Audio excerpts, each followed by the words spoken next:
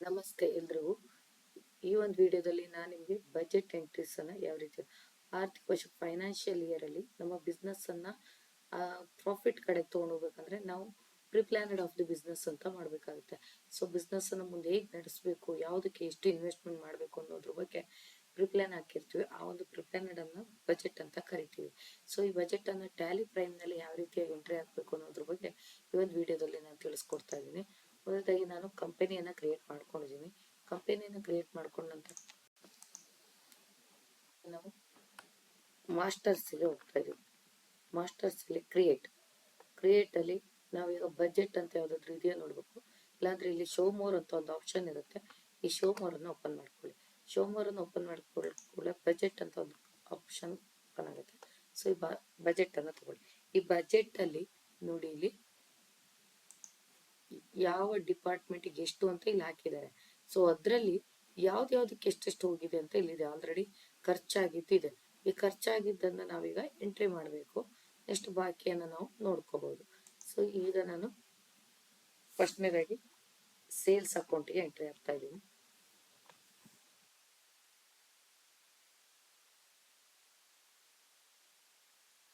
Sales account ಇಲ್ಲಿ ನಮ್ಮ financial year ಅನ್ನ ಬರಿಬೇಕಾಗುತ್ತೆ. ಫೈನಾನ್ಷಿಯಲ್ ಇಯರ್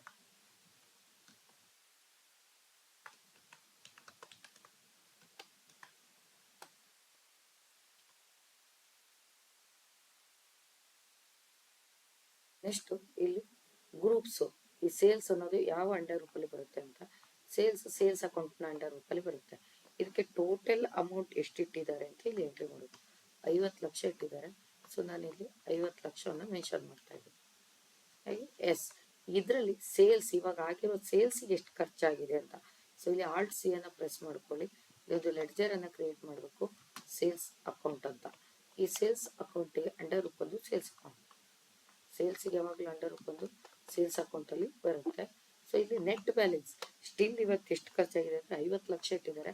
50 ಲಕ್ಷ ಕೂಡ ಸೇಲ್ಸ್ ಡಿಪಾರ್ಟ್ಮೆಂಟ್ ಅಲ್ಲಿ ಖರ್ಚು ಮಾಡಿ ಆಗಿದೆ. Second wages. ವೇಜಸ್ ಅಂದ್ರೆ ದಿನಗೂಲಿಯನ್ನ ನಾವು ಡೈರೆಕ್ಟ್ ಎಕ್ಸ್ಪೆನ್ಸಸ್ ಅಂಡರ್ ಎಡಗಡೆಯಲ್ಲಿ ಎಂಟ್ರಿ ಹಾಕಬೇಕಾಗುತ್ತೆ. ದಿನಗೂಲಿ ಡೈರೆಕ್ಟ್ ಎಕ್ಸ್ಪೆನ್ಸಸ್ಗೆ 15 ಲಕ್ಷ ಇನ್ವೆಸ್ಟ್ಮೆಂಟ್ ಇದೆ. ಅದೇ ರೀತಿಯಾಗಿ ಇಲ್ಲಿ ಈ ಒಂದು ವೇಜಸ್ಸಿಗೆ ಎಷ್ಟಾಗಿದೆ ಅಂತ, ವೇಜಸ್ಸಿಗೆ ಎಷ್ಟು ಖರ್ಚು ಮಾಡಿದೀವಿ ಅಂತ. ವೇಜಸ್ ಬಂದು ಡೈರೆಕ್ಟ್ ಎಕ್ಸ್ಪೆನ್ಸಸ್.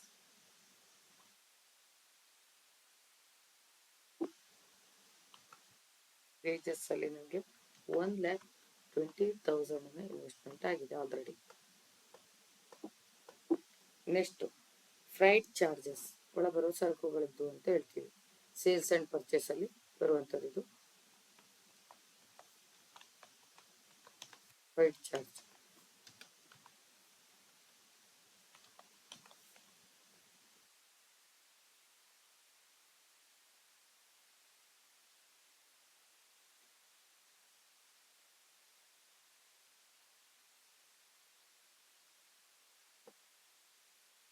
ಇದು ಕೂಡ ಡೈರೆಕ್ಟ್ ಎಕ್ಸ್ಪೆನ್ಸಸ್ ಅಂಡರ್ ಅಲ್ಲಿ ಬರುತ್ತೆ. ಡೈರೆಕ್ಟ್ ಎಕ್ಸ್ಪೆನ್ಸಸ್ ನ ಇನ್ವೆಸ್ಟ್ಮೆಂಟ್ ಬಂದು 15 ಲಕ್ಷ.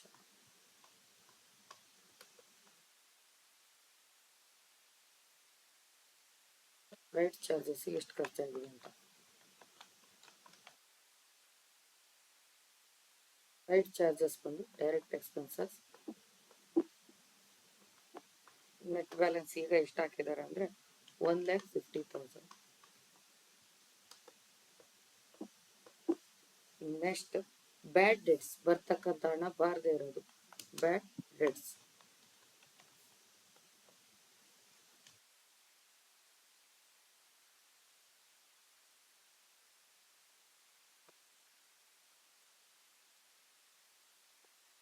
ಬ್ಯಾಡ್ ಡೆಟ್ಸ್ ಬಂದು ಇಂಡೈರೆಕ್ಟ್ ಎಕ್ಸ್ಪೆನ್ಸಸ್. ಇಂಡೈರೆಕ್ಟ್ ಎಕ್ಸ್ಪೆನ್ಸಸ್ಗೆ ಎಷ್ಟು ಹಣ ಇಟ್ಟಿದ್ದಾರೆ ಅಂದ್ರೆ 2 lakh.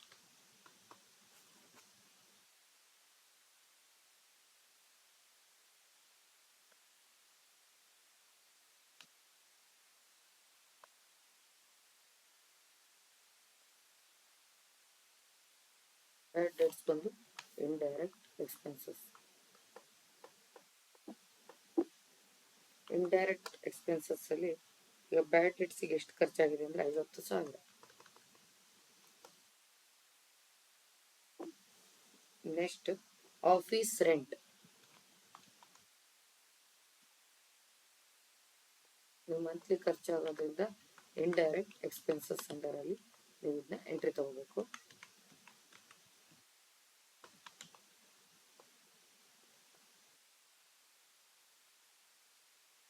Office rent.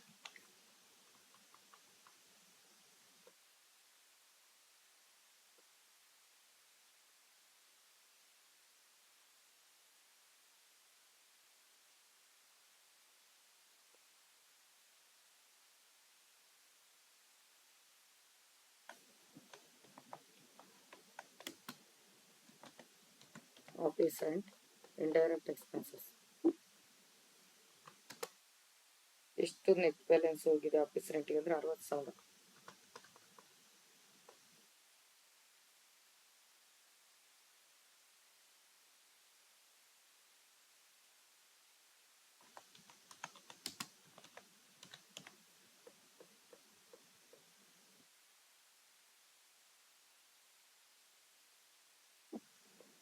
Office rent. Canara bank ಅಕೌಂಟಿಗೆ ಎಷ್ಟು ಹಾಕಿದ್ದಾರೆ ಅಂತ.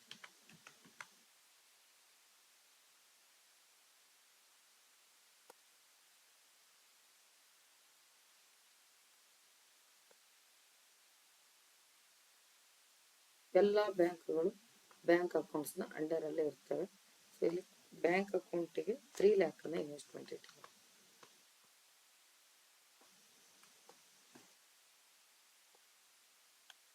ಇದರಲ್ಲಿ ಕೆನರಾ ಬ್ಯಾಂಕಿಗೆ ಎಷ್ಟು ಹಾಕಿದ್ದಾರೆ ಅಂದ್ರೆ, ಕೆನರಾ ಬ್ಯಾಂಕ್ ಒಂದು bank accounts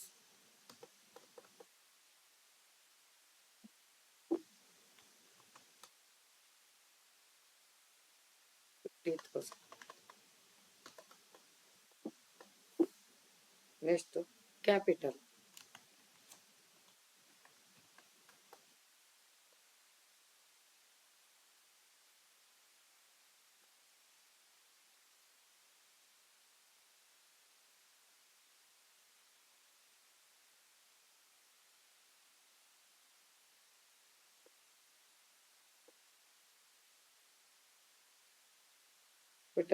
capital account investment ಬಂದು 5 ಲಕ್ಷ ಇದೆ.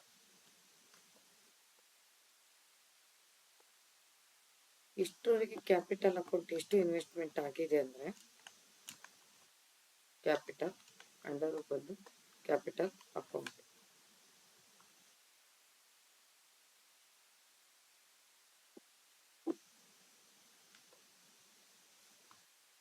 ಎಷ್ಟು ಇನ್ವೆಸ್ಟ್ಮೆಂಟ್ ಕ್ಯಾಪಿಟಲ್ ಅಕೌಂಟ್ ಮೇಲೆ ಆಗಿದೆ ಅಂದ್ರೆ 2 lakh.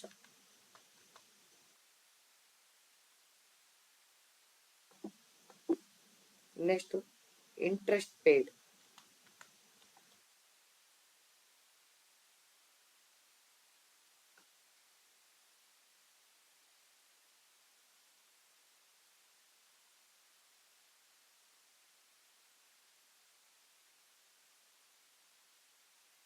Interest paid indirect expenses. Closing balance indirect expenses 2 lakh.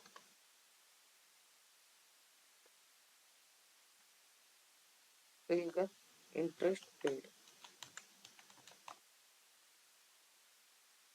Under ಬಂದು ಇಂಡೈರೆಕ್ಟ್ ಎಕ್ಸ್ಪೆನ್ಸಸ್.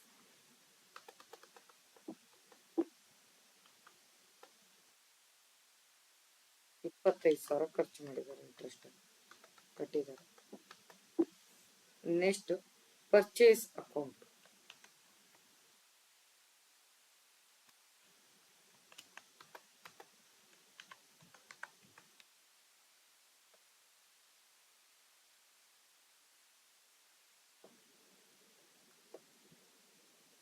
ಇವಾಗ ಪರ್ಚೇಸ್ ಅಕೌಂಟ್ ಅಂಡರ್ ಬಂದು ಪರ್ಚೇಸ್ ಅಕೌಂಟೇ ಆಗಿರುತ್ತೆ. ಪರ್ಚೇಸ್ ಅಕೌಂಟಿಗೆ 20 ಲಕ್ಷ ಇನ್ವೆಸ್ಟ್ಮೆಂಟ್ ಇದೆ.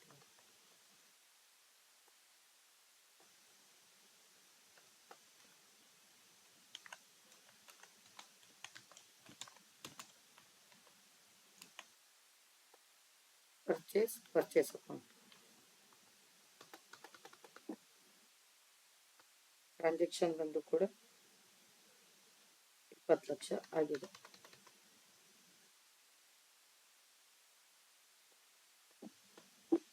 Next carriage inward.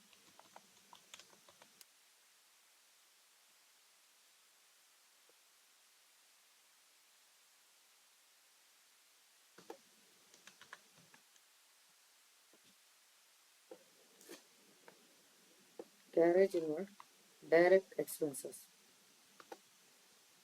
Direct expenses ನ ಹಣ ಬಂದು 15 ಲಕ್ಷ.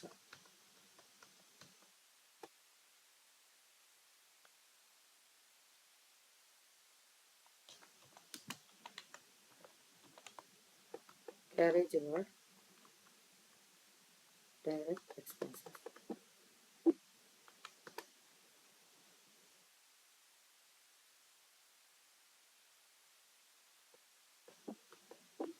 Next salary expenses.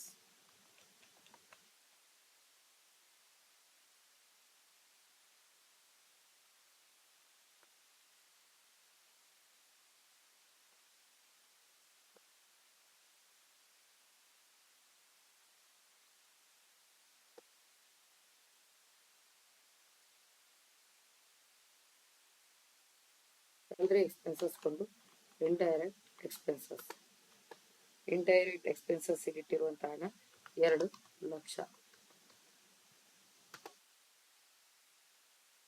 ಅದರಲ್ಲಿ ಸ್ಯಾಲರಿಗೆ ಎಷ್ಟು ಖರ್ಚಾಗಿದೆ ಅಂದ್ರೆ ಸ್ಯಾಲರಿ ಎಕ್ಸ್ಪೆನ್ಸಸ್ ಬಂದು ಇಂಡೈರೆಕ್ಟ್ ಎಕ್ಸ್ಪೆನ್ಸಸ್ ಅಂಡರ್ ರೂಪು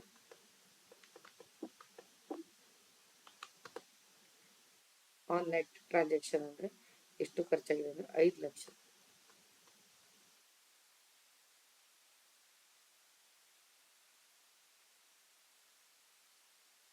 ಸರಿ, 50,000.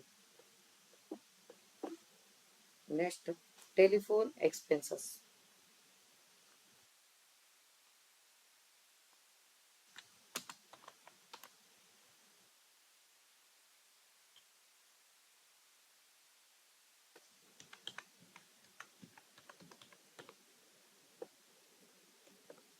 ಟೆಲಿಫೋನ್ ಎಕ್ಸ್ಪೆನ್ಸಸ್ ಕೂಡ ಅಂಡರ್ ರೂಪು indirect expenses.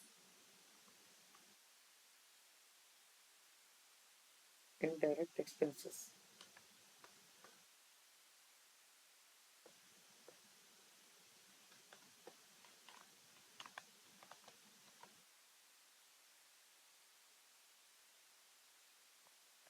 Telephone expenses indirect expenses. Net transaction 1 lakh.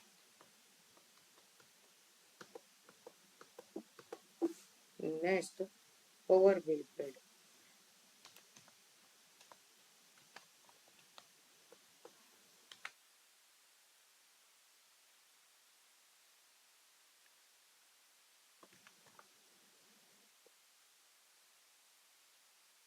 Power bill paid, indirect expenses.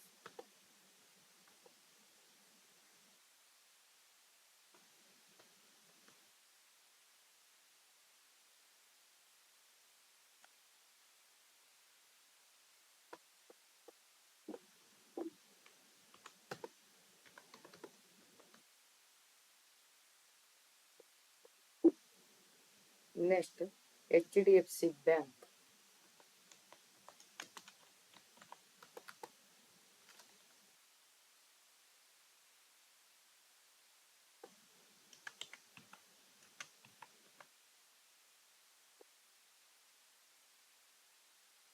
Bank accounts.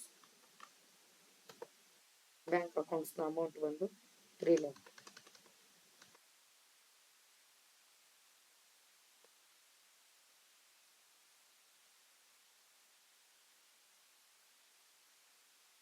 HDFC Bank under ಬಂದು ಬ್ಯಾಂಕ್ ಅಕೌಂಟ್ಸ್.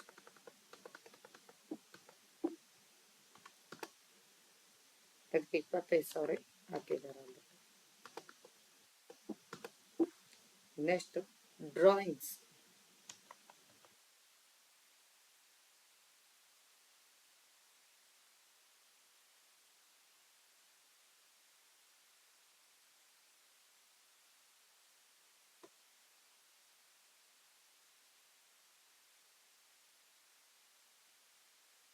ಡ್ರಾಯಿಂಗ್ಸ್ ಬಂದು ಕ್ಯಾಪಿಟಲ್ ಅಕೌಂಟ್ನ ಅಂಡರಲ್ಲಿ ಬರುತ್ತೆ. Capital account 5 lakh.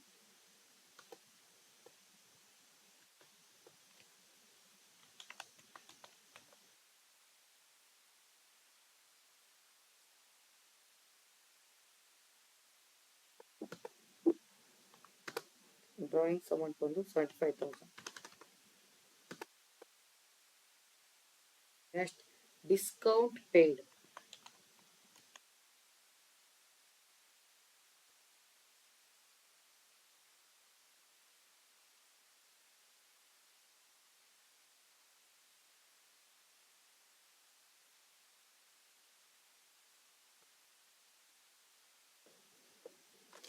Indirect expenses.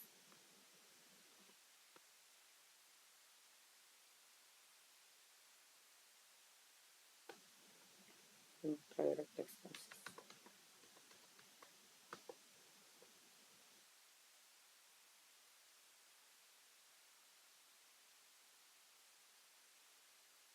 Discount paid indirect expenses.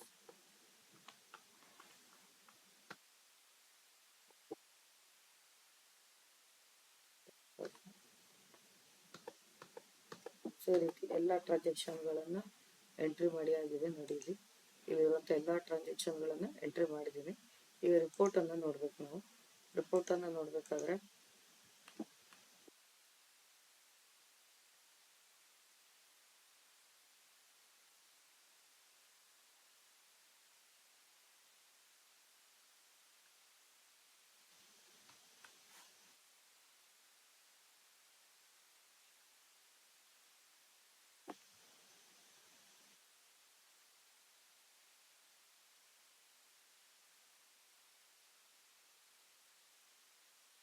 Halt A ಅನ್ನು ತಗೊಳ್ಳಿ. Financial year ಅನ್ನು mention ಮಾಡಿ. Alt A report balance sheet ಅಲ್ಲಿ alt A ಅನ್ನು ತಗೋಬೇಕಾಗುತ್ತೆ ರಿಪೋರ್ಟ್ ಅಲ್ಲಿ. ನೆಕ್ಸ್ಟ್ ಬಂದು ಇಲ್ಲಿ ಡಿಫಾಲ್ಟ್ ತಗೊಳ್ಳಿ. ಇಲ್ಲಿ ಆಕ್ಚುಯಲ್ಸ್ ಅಂತ ತಗೊಳ್ಳಿ. Alt A. ಇಲ್ಲಿ ಬಂದು ನಿಮ್ಗೆ ಯಾವ್ದ್ರದ್ದು ಬೇಕು ಅದರದ್ದು ಬಜೆಟ್ ಅನ್ನು ನೀವು ಇಲ್ಲಿ ನೋಡ್ಬೋದು.